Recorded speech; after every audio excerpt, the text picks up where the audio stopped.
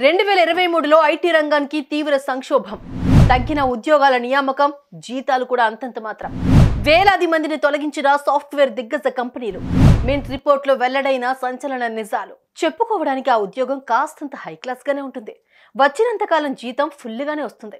వారంలో 5 రోజులే పని, 2 రోజులు ఎంజాయ్మెంట్ జాబ్ అనిపిస్తుంది. అయితే ఆ ఉద్యోగాలు నీటి మీద బుడగలే అన్నది మాత్రం 100కి 100 పాళ్ళు నిజం. అవే సాఫ్ట్వేర్ ఉద్యోగాలు. క్షణం చిత్తం క్షణం మాయా అనిపించే సాఫ్ట్వేర్ కొలువులు. సాఫ్ట్వేర్ ఉద్యోగం గురించి ఇలా చెబుతున్నారేంటి అనుకునే ముందు ఈ లెక్కలు ఒకసారి చూసేయండి. Top more US based e learning platform. మీరు కూడా స్లాట్ బుక్ చేసుకోవాలంటే ఈ నెంబర్కి కాల్ చేయండి. ఇన్ఫోసిస్, టీసీఎస్, విప్రో, టెక్ మహీంద్రా ఈ కంపెనీల్లో ఉద్యోగాలంటే సాఫ్ట్వేర్ ఎంప్లాయీస్ కు ఓ పెద్ద క్రేజ్. ఇవి కాకుండా 2-3 కేటగిరీల్లో దొరికే ఉద్యోగాలు ఇక తప్పదు అన్నట్లుగానే చేరిపోతూ ఉంటారు.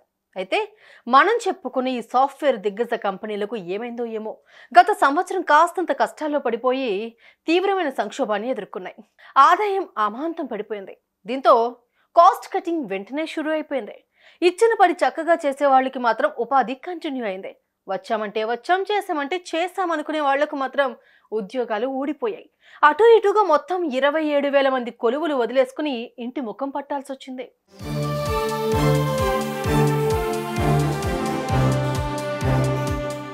భారత ఆర్థిక వ్యవస్థ తీరుతెన్నుల్ని విశ్లేషించి నివేదికలు తయారు చేసే మింట్ ఇచ్చిన తాజా రిపోర్ట్ చూస్తే 2023వ సంవత్సరంలో ఐటీ దిగ్గజాలుగా పేరుపడ్డ ఇన్ఫోసిస్, టీసీఎస్, విప్రో, టెక్ మహీంద్రా లాంటి సంస్థల్లో వేలాది మంది ఉద్యోగాలు పోగొట్టుకోవడం అన్నది కళ్లకు కట్టినట్లుగా కనిపిస్తోంది. ఈ సంస్థ ఇచ్చిన నివేదిక ప్రకారం ఇన్ఫోసిస్ గత ఆర్థిక సంవత్సరంలో 24,182 మంది ఉద్యోగాలపై వేటు వేసింది.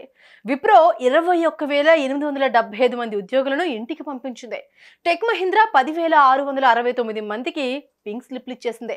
అటు టీసీఎస్ 10,818 ఉద్యోగాలకు ఇక మీ సేవలు చాలు అంటూ వారిని తొలగించేసింది. మొత్తం మీద 67,000 మంది ఉద్యోగాలు పోగొట్టుకున్నారు. ఇక గత సంవత్సరంలో ఈ సంస్థలు కొత్త వారికి ఏమాత్రం అవకాశాలు కూడా ఇవ్వలేదు. ఒకవేళ 1-2% కొత్త వారికి అవకాశాలు ఇచ్చినా వారి ప్యాకేజీల్లో బాగా కోత పడింది.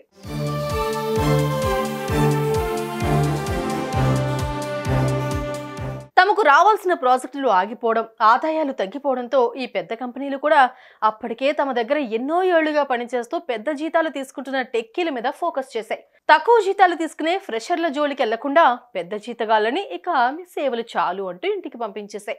కొన్నేళ్ల కిందట విప్రో కంపెనీలో ఉద్యోగం సంపాదించిన కొత్త వారికి మినిమం 6.5 లక్షల రూపాయల ప్యాకేజీ ఉండేది. అయితే ఈ ప్యాకేజీ 2020 దాకా చక్కగా నడిచింది. కానీ అటు తర్వాత కోత మొదలైంది.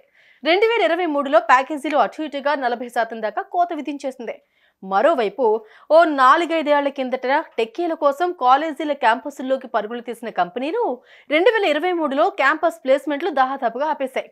ఈ ఏడాది కూడా అదే పరిస్థితి కనిపిస్తోంది. ఐటీ రంగంలో ఈ సంక్షోభం ఒక్క ఇండియాకే పరిమితం కాలేదు.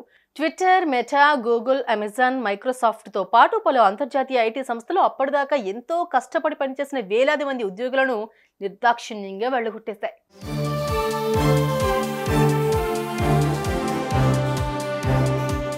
సో ఈ పరిస్థితుల ద్వారా తెలిసే విషయం ఏంటంటే సాఫ్ట్వేర్ ఇండస్ట్రీ అన్నది బంగారు కత్తేమీ కాదని నిరుద్యోగులు తెలుసుకోవాల్సిన అవసరం ఉంది.